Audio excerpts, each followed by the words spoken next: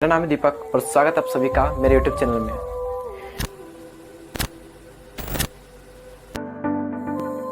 Please give an energetic and warm welcome to the one and only Deepak Daya.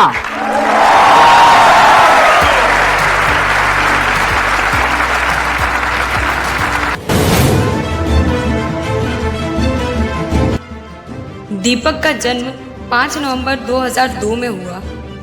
तब वे अपने माँ बाप के साथ एक 10 बाई 10 के छोटे से रूम में रहते थे। उनके पेरेंट्स सिलाई किया करते थे और बहुत ही मेहनती थे। शायद इसीलिए दीपक को भी मेहनत करना उन्हीं से विरासत में मिला था। उन्होंने अपनी स्टडी हिंदी मीडियम से की थी। वो बचपन से ही स्टडी में बहुत अच्छे रहे। क्लास 4 से क्लास 8 तक वे हमेशा कंफ्यूज रहे कि वो अपनी लाइफ में क्या करना चाहते हैं, वो आगे बढ़कर क्या बनना चाहते हैं। कभी डॉक्टर, कभी इंजीनियर, तो कभी क्रिकेटर। जब वो 10th क्लास में गए तब वे सोच चुके थे कि उन्हें अपनी लाइफ में कुछ बड़ा करना है। उनका कोई खुद का फ़ोन नहीं था। वो पहले से ही बहुत मोटिवेटेड रहते, बट साथ ही सर संदीप माहेश्वरी का वीडियोस भी देखते ताकि वो अपनी पढ़ाई और बेहतर कर सके और साथ ही साथ अपने करियर पे फोकस कर सके। 10th में उन्होंने बहुत मेहनत की और उनका रिजल्ट आया 96%। वो काफ़ी खुश हुए, लेकिन तब भी वही उलझन सामने थी कि मुझे करना क्या है आगे। उन्होंने सर संदीप माहेश्वरी की बहुत सारी वीडियोस देखी थी।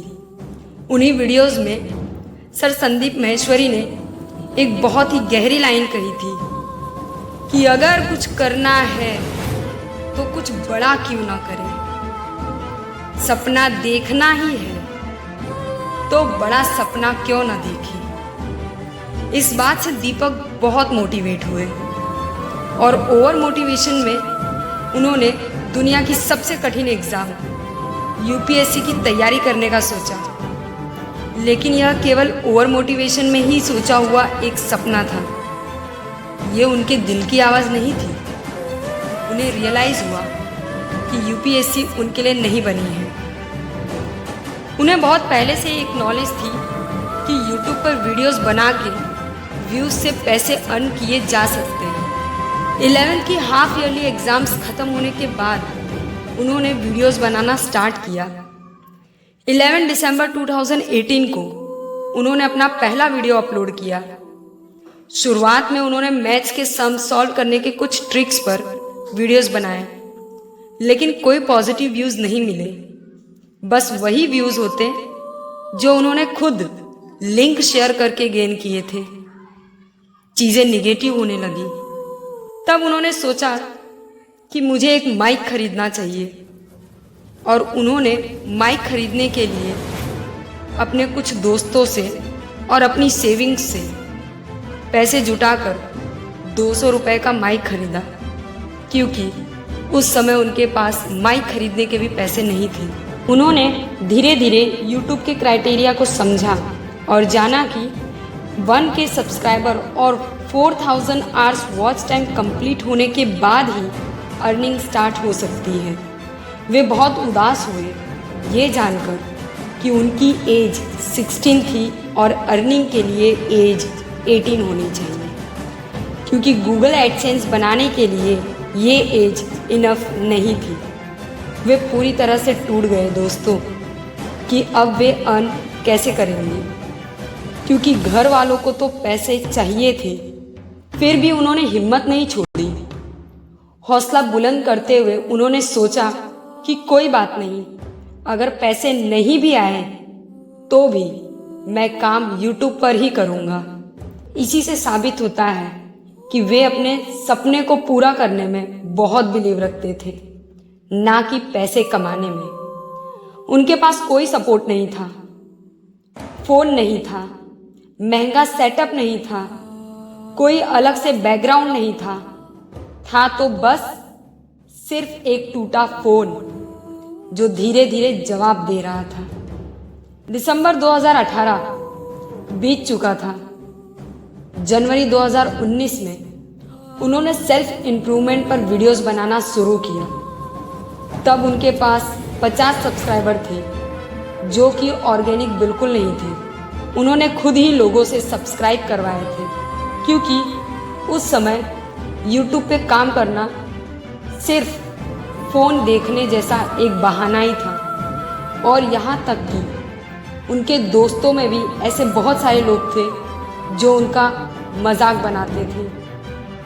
वो मजाक बहुत चुभते हैं दोस्तों, लेकिन असल में यही हमें आगे बढ़ने का जज्बा देते हैं। उन्होंने वीडियोस बनाना जारी रखा। फरवरी, मार्च, अप्रैल, धीरे धीरे उनकी एग्ज़ाम्स ख़त्म हो गई।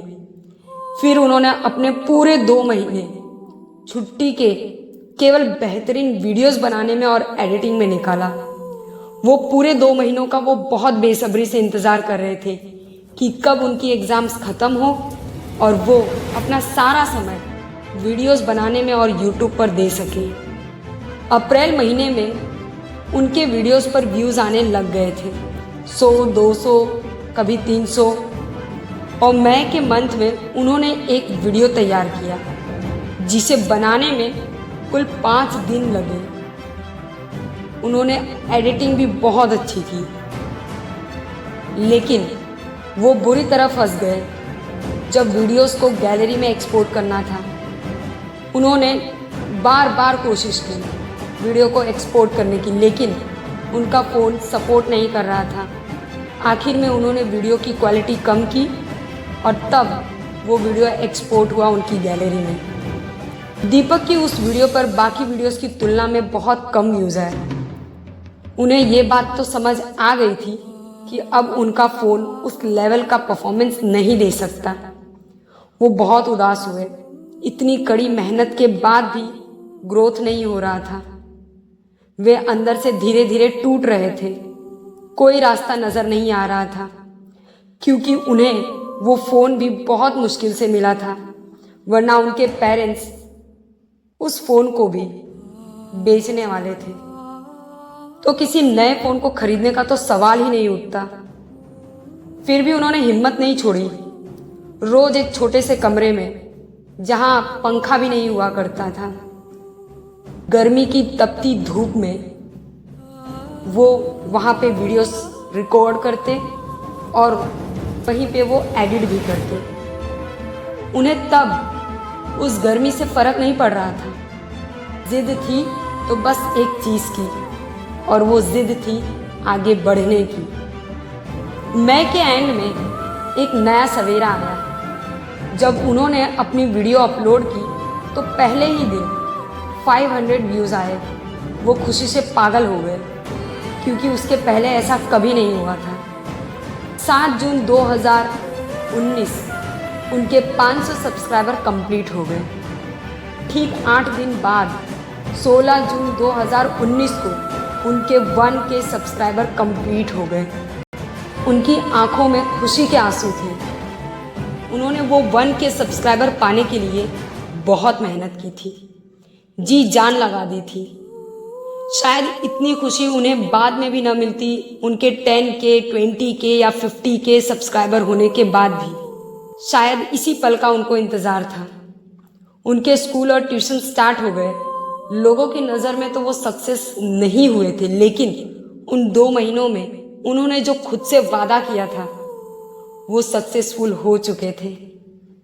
जून से जुलाई तक उनके 5000 सब्सक्राइबर कंप्लीट हुए और 5000 से 10,000, 10 से 15,000। उन्होंने अपनी लाइफ के वो 3 से 4 महीने बहुत मेहनत की। 2019 के समय सभी अपने फ़ोन में टिकटॉक, पबजी ये सब में टाइम वेस्ट करते थे, लेकिन दीपक दैया ने कभी इन चीज़ों पर फोकस नहीं किया।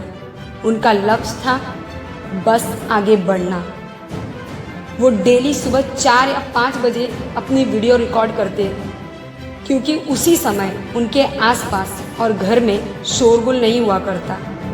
उस टाइम वो वीडियो एडिटिंग भी कर लेते, क्योंकि उसके बाद का समय उन्हें स्कूल और ट्यूशन में देना पड़ता।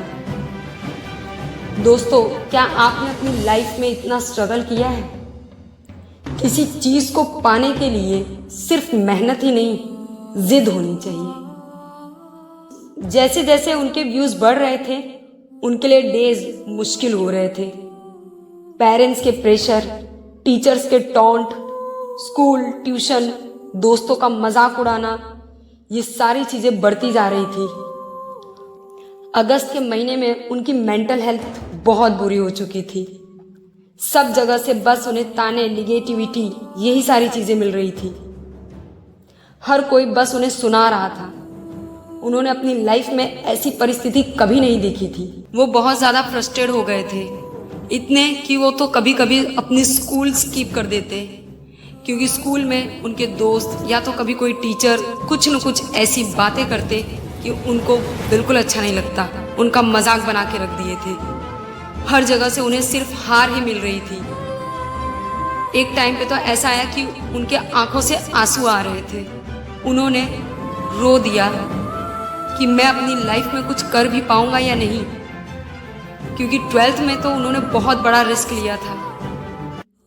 लेकिन नहीं, वो धीरे धीरे उठे और उन्होंने खुद से कहा कि मैं अभी किसी को कोई जवाब नहीं दूंगा, जिसे जो बोलना है बोलने दो, मेरा वक्त जवाब देगा और वो वक्त मैं लाऊंगा। उनके स्ट्रगल्स और बढ़ते जा रहे थे। उनके पेरेंट्स उन्हें रोज पूछते कि ये सब तुम क्यों कर रहे हो, बंद कर दो इसे। उनके टीचर्स उन्हें रोज टॉन्ट मारते कि ये सब फोन का काम करने के लिए तुम्हें बाद में बहुत समय मिलेगा, अभी पढ़ाई कर लो। उनका फोन, जो उनका एकमात्र साथी था, वो तक उनका साथ छोड़ने पर मजबूर था। उसकी भी बैटरी लाइफ खत्म होती जा रही थी। अगर 4 घंटे चार्ज करो तो वो केवल 20 to 40 मिनट्स ही चल रहा था। ऐसे में वो क्या करे, उन्हें कुछ समझ नहीं आ रहा था। उन्होंने अपने दोस्तों के साथ घूमना फिरना, पेरेंट्स के साथ टाइम बिताना, सब कुछ स्किप कर दिया। यहाँ तक कि वो कोई सेलिब्रेशन में भी नहीं जाते थे, ना ही स्कूल में और ना ही घर में। उनका सारा फोकस था तो सिर्फ और सिर्फ उनके करियर पर। उनकी जिद थी तो बस उनकी वीडियोस। उनका काम था तो सिर्फ उस टूटे फोन से अपने सपनों को पंख देना। तो एक दिन की बात है, उन्होंने एक ही वीडियो 3 बार रिकॉर्ड की थी और एडिटिंग भी की। उसके बाद उन्होंने उसे अपलोड कर दिया। लेकिन जब उन्होंने वापस उस अपलोड को सुना तो उन्होंने कुछ चेंजेस देखे कि ये तो वो वीडियो है ही नहीं जो मैंने लास्ट में बनाई थी, ये तो वो वीडियो है जो मैंने ट्रायल में बनाई थी। यानी कि उन्होंने गलती से वो वीडियो अपलोड कर दी जो उन्हें नहीं करनी थी। वो बहुत ही डिस्टर्ब हो गए कि शिट यार, ये क्या हो गया उनसे। लेकिन नेक्स्ट डे जैसे ही उन्होंने अपना फोन उठाया और व्यूज देखे तो उनके होश उड़ गए दोस्तों। 14,000 व्यूज। इसके बाद शुरू हुई वो जर्नी जिसका उन्हें बेहद इंतजार था। उनके हर वीडियोस पर व्यूज बढ़ने लगे और वायरल होने लगी उनकी वीडियोस। वो देखते ही देखते स्टार बन गए। उनकी लाइफ का वो दिन वो कभी नहीं भूल सकते। इससे बड़ा वेलकम किसी के लिए क्या हो सकता है। सिर्फ एक बार इस वीडियो को देखो। और उनके YouTube पर 3 मिलियन से ज्यादा सब्सक्राइबर्स हैं और करोड़ों व्यूज हैं। तो please give an energetic and warm welcome to the one and only Deepak Dahiya. कितनी खुशी हो रही होगी दीपक को उस समय कि मैं जिसका video as a motivational speaker देख रहा था, उन्होंने खुद उन्हें इनवाइट किया उनकी इस अचीवमेंट पर। बहुत ही गर्व फील होता है कि हमारे देश में ऐसे लोग आज भी हैं जो मेहनत करना कभी नहीं छोड़ते, जो जिद पर आ जाते हैं और दुनिया को दिखा देते हैं कि वो क्या कर सकते हैं। तो दोस्तों, शुरुआत चाहे जैसी भी हो, लेकिन याद रखना कि अंत वैसा होना चाहिए जिसके रचयिता आप खुद हो। तो मिलेंगे नेक्स्ट वीडियो में, तब तक जय हिंद।